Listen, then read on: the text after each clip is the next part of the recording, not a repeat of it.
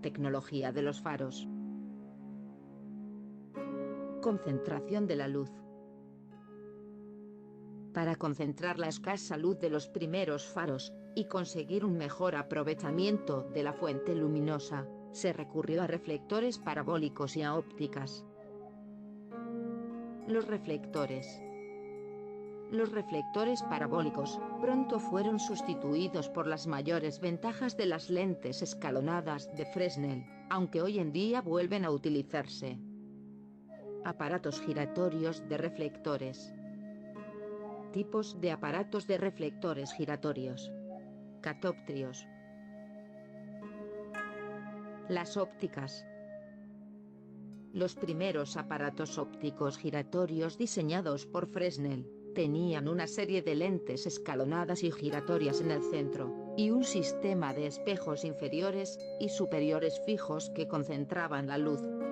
La apariencia que veía el marino era de una luz fija variada por destellos, haciendo que los faros pudieran distinguirse de las luces de las poblaciones cercanas.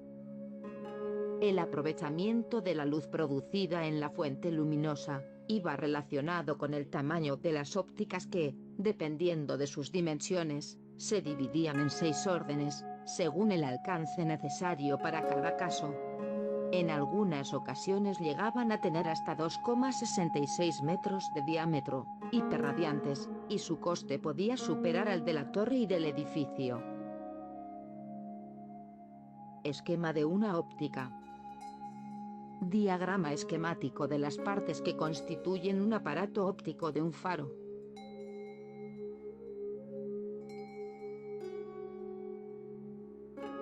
La lente Fresnel. La fabricación de las enormes lentes de los faros fue posible gracias a los inventos del físico francés Agustín Fresnel, quien descubrió cómo hacerlas escalonadas en varias piezas, eliminando el problema de las grandes masas de cristal y la aberración esférica que las hacían inutilizables. Basadas en los principios de Fresnel, las ópticas son el elemento concentrador de la luz. Aparato óptico de 1940 milímetros de diámetro en los talleres del fabricante francés Barbier Bernardi Durenne, preparado para ser remitido a España. Fue adquirido en 1908 por 76.000 francos con destino al faro de Machichaco. El combustible.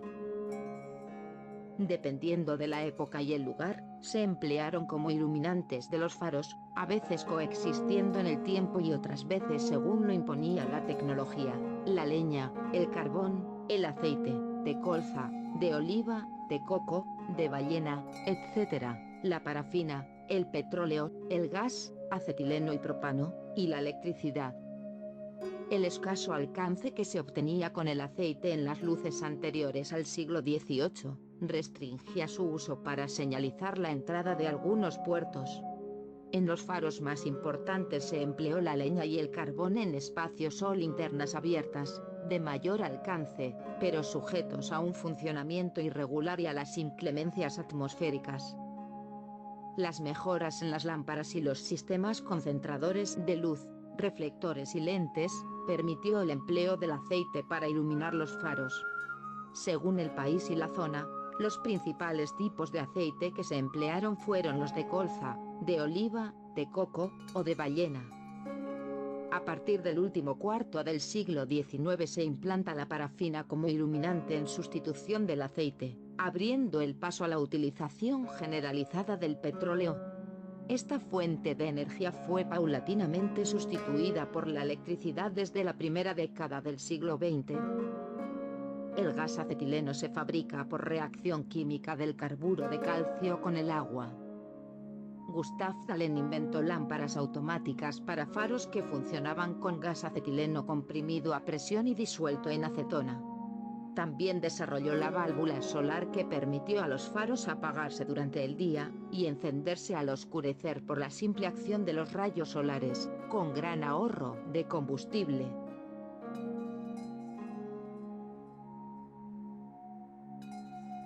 Los descubrimientos de Dalén permitieron el desarrollo de luces y faros totalmente automáticos, lo que supuso su implantación generalizada en todo el mundo. Otros inventos de Dalén fueron los faros automáticos, que hacían girar la óptica y cambiaban los capillos por la sola presión del gas acetileno. Los ingeniosos dispositivos mecánicos estaban constituidos por muelles, válvulas, resortes y membranas de cuero animal. Las innumerables ventajas de la electricidad, y su aplicación en los faros, desbancó el uso de otros combustibles que quedaron relegados a aplicaciones muy específicas. Algunos tipos de energías usadas como iluminantes en la actualidad. El movimiento del mar también se aprovecha para generar energía eléctrica para la iluminación de las luces. La lámpara. El sistema de incandescencia de vapor de petróleo a presión por calefacción exterior o interior, daba una buena intensidad luminosa. Muy utilizado, fue precursor de la electricidad por quien fue sustituido progresivamente. Las lamparillas de aceite como las de las ofrendas de las iglesias, se usaron en las luces de algunos puertos. Otros modelos de lámparas que se emplearon en los faros, hasta mediados del siglo XX, generalmente para emergencias, fueron la de tipo chino, la Titus para gasolina y la Aladino de petróleo, que estaba dotada de un capillo incandescente.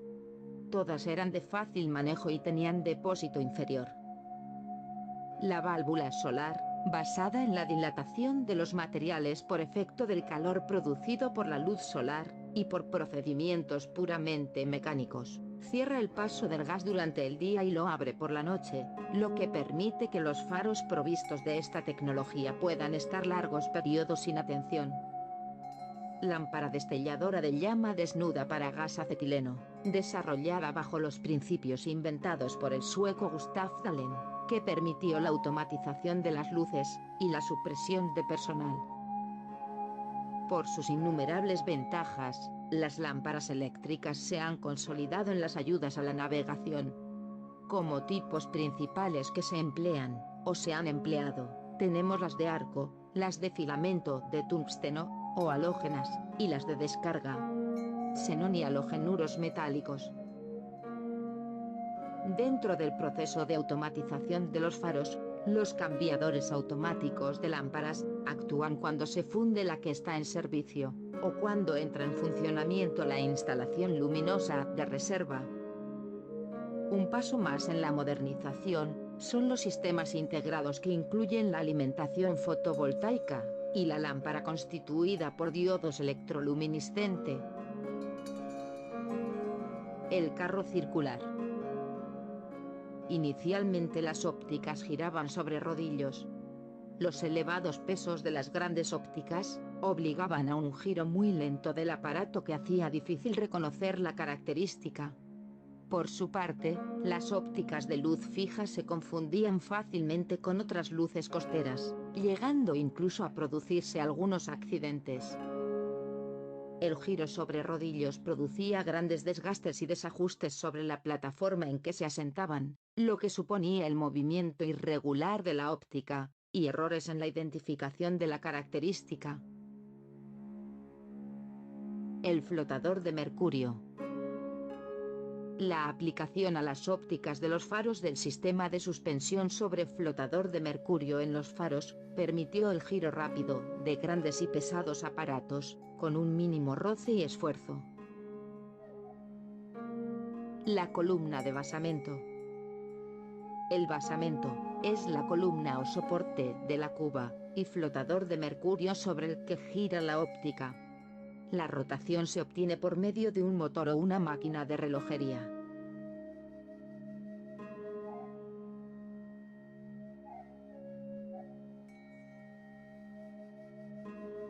La máquina de relojería. Hasta la implantación de los motores eléctricos y electrónicos, y salvo en los faros de gas acetileno del sistema Dalén, el giro de la óptica o de las pantallas que dan al faro su característica luminosa, se producía por medio de máquinas de relojería movidas por un peso que descendía a lo largo de la torre. Sistemas de apariencias. Para poder distinguir una luz de otra, Se combina de forma predefinida el negro y la duración de los destellos. Estos destellos se consiguen con el giro de un sistema luminoso alrededor de una fuente de luz, o por el encendido y apagado intermitente de una lámpara o quemador.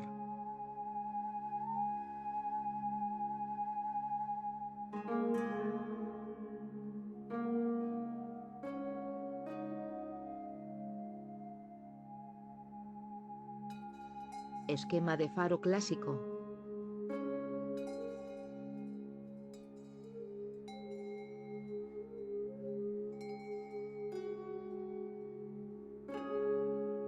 Las linternas.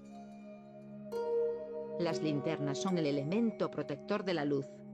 Sus dimensiones dependían de la importancia del faro y, por tanto, del tamaño de las ópticas que debían alojar. Los diámetros de las linternas estaban comprendidos entre los 3,5 metros y 16 lados. Faros de primer orden. Y 1,6 metros y 8 lados. Faros de sexto orden. Inicialmente, las linternas tenían cristales planos y montantes verticales, lo que producía destellos parásitos y zonas de ocultación. Una importante mejora fue la introducción de los montantes helicoidales y los cristales curvos, que resolvieron los inconvenientes de las anteriores.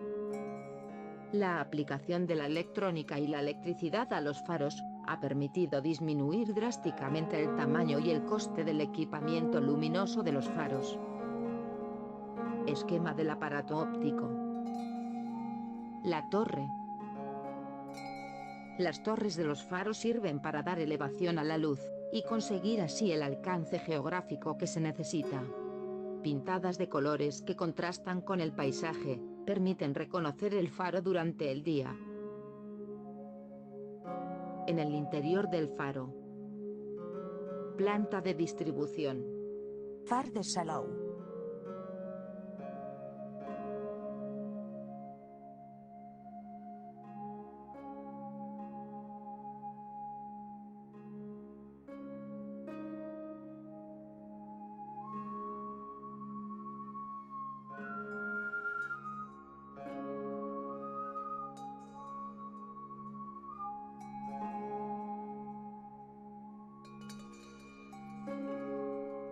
Esquema de faro moderno.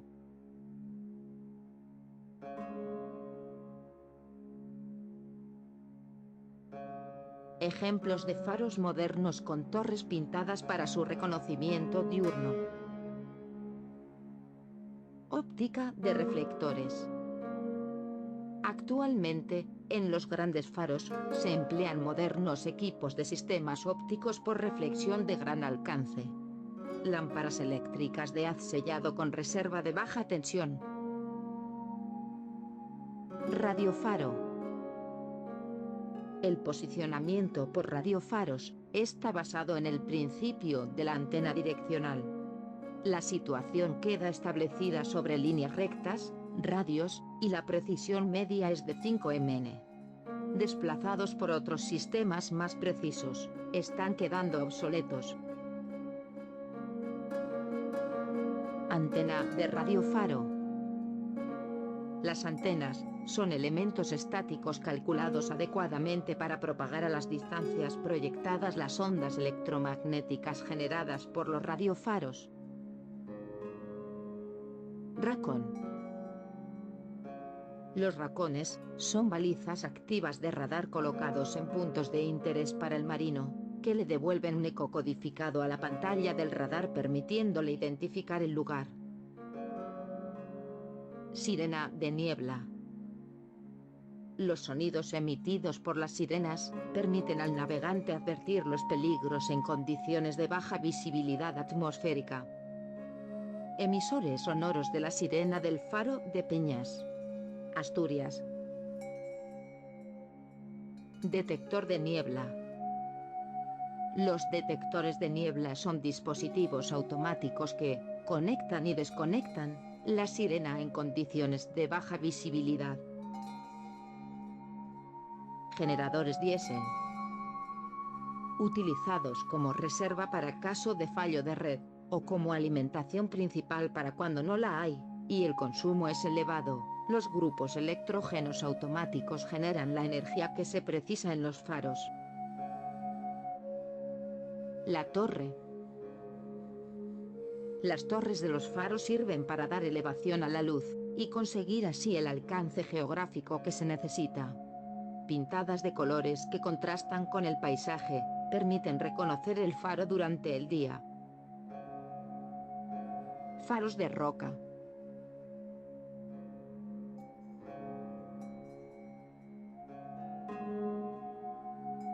Como su nombre indica, los faros de roca se construían sobre bajos en donde no se podía ni había sitio para construir un faro clásico. Además de su aislamiento, los faros de roca están permanentemente expuestos a la acción del viento y de los temporales. El diseño y la construcción de los faros de roca modernos permiten mayor habitabilidad y se han adaptado a las tecnologías actuales. Faros mixtos y otros. Faro eléctrico con reserva de gas acetileno y linterna no visitable. Faro eléctrico con reserva de gas. Tapia de casariego.